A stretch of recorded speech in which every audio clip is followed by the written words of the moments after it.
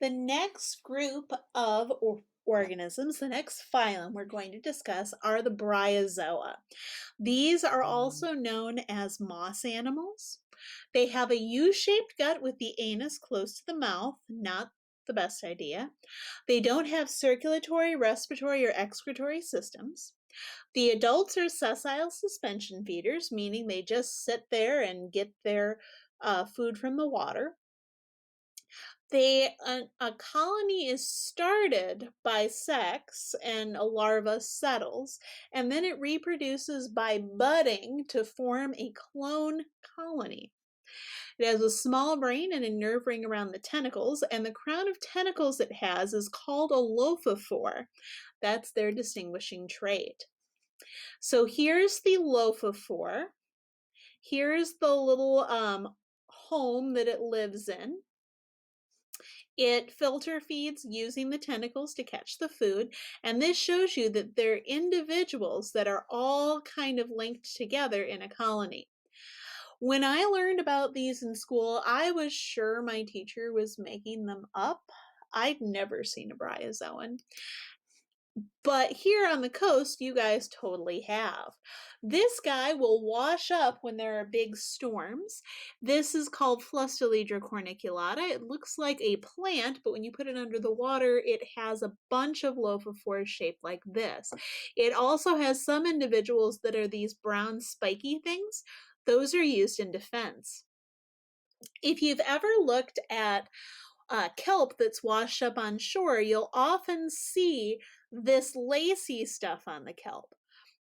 This is a bryozoan called Membranipara, and you can see that each one of these little holes in the lace is actually a zooid with a lophophore coming out. This one looks like a little bit of nothing, kind of like plant or goop. When you look at it under the microscope, you can see the lophophores. I've seen these spray painted green and sold as forever plants, which technically works because they weren't really a plant in the first place. They were an animal, and yeah, I guess it will never die or decompose. The cool thing about these is they secrete a chemical called bryostatin to try to get things from eating it, to stop things from eating it, and that's showing some promise as a drug to treat Alzheimer's. Pretty cool. So the bryozoa aren't the only ones that have a lophophore. There are also, hey look, it's another worm. These weird worms that end with a lophophore. These are called phoronids. You know, in Charleston when you're driving towards the Dairy Queen and you see on the left-hand side this house that looks like a geodesic dome? I've heard that you can go out there in the intertidal and find these living in sand shrimp dens. I say I hear because when we went for that field trip in graduate school, Mike actually shut my hand in the van door, so he got to go and catch phoronids, and I got to go to the emergency room to have my hand x-rayed. He's now an evolutionary biologist in the University of California system. All right, brachiopods were really common in the fossil record. Here's a fossil of one. It looks like a clam, but it pretty much has a lophophore on the inside.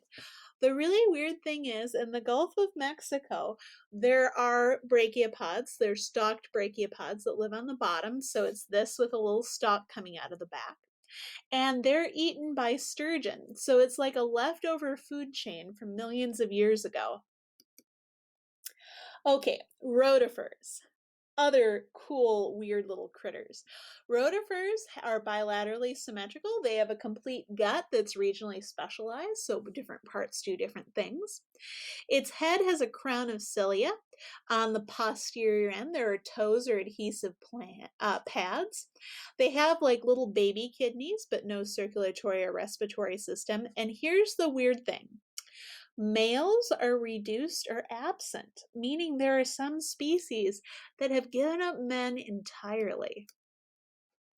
Here are some pictures of these. They have the crown of cilia here. This thing here is called its mastax. It looks like two Legos that mash together its food. And in the end, there's the toes or the pads. See if this video still works. This is the one, a visual celebration of the smallest animals on the earth. They're not really the smallest. Oh, we're setting the mood. I'm going to skip to the red hood. And I'm going to mute that. Okay, there's the mastach. You can see it moving. There's the crown of cilia, the corona on the top that they use to vacuum up food. You can see their little bottoms. This one's got toes. That one, you see, has got 2 toes. They are busy eating.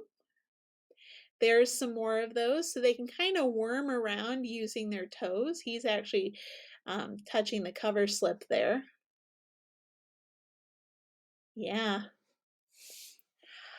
I hope that some people see these in the protist culture, but I don't think anybody did this year. Yeah, the crown of cilia whirring, the little mastachs chewing. Gosh, they're cool. I really like rotifers. Okay, so there's like a line drawing, and here's a picture. So this is why we'll always need biological illustrators. Look at how much cleaner that drawing is than the picture of the actual individual. We're still going to need artists who can translate that into that. Okay, so this group of rotifers that have given up males are bdelloid rotifers. Here is an example of one. They produce daughters from unfertilized eggs, and they have no males for millions of years. So let's talk about, this is a little weird. This is a little virgin culty thing. So there are some advantages to this, and I hope if you think about it, you could list a few. For example, they do not need to find a mate. There's always going to be themselves there. So yeah, they're set. So they can reproduce whenever they want to and as many as they want to. And all organisms can reproduce and make the babies themselves. There aren't going to be ones that are just sperm donors. But the negative is because there's no sexual reproduction, these rotifers are pretty much clones. So if the environment changes, they may not be adapted to it anymore. And now in the anthropogene, or in our modern era, humans are changing the ecosystems of the earth so fast. I don't know how much longer these little dudes will be along for. Or dudettes, I guess they would be. All right. Let's talk about tardigrades. Tardigrada are like my favorite, well, third favorite? I'm not sure. It's really hard to rank them because they're adorable. They're known as water bears. They have no circulatory or respiratory systems, but they have a complete gut with an anus. They have eye spots and small brains. They have 4 pairs of legs, and they kind of look like Stitch. They lay eggs that hatch as little water bears, and they shed their outer cuticle. So here's what they look like. Here's one that's eating. Got the 4 legs. Got the cuticle.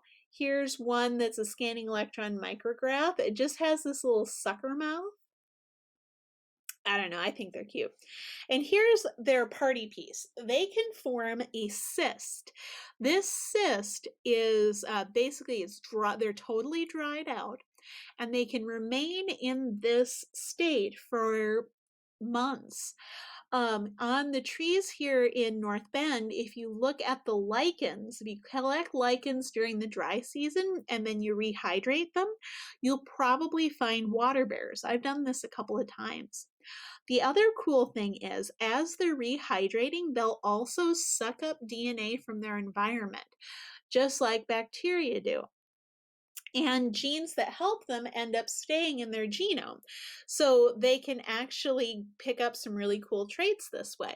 And one of the traits is, oh, we'll talk about that in a sec, because here's one that's slurping up a nematode like it's spaghetti. There's one that really looks like Stitch. There's the eye spots. And here's their cool thing. Tardigrades can survive space. Not in the way that humans survive space, in the inside of our little capsules, but the Russians, for reasons I'm not I don't really understand the why here except the, "Oh my god, it's cool." So they sent a Russian satellite called Photon M3 into space, and they had these tardigrades in a cyst form in a little chamber, and they actually exposed the tardigrades to the vacuum of space. This is kind of a cartoon of what happened, that's really accurate. Um, so absolutely no atmosphere, solar radiation, anything. Most of the tardigrades, when they came, they closed the door, they went back through the Earth's atmosphere. The Russians recovered the satellite, got the tardigrades, added water, and they were fine.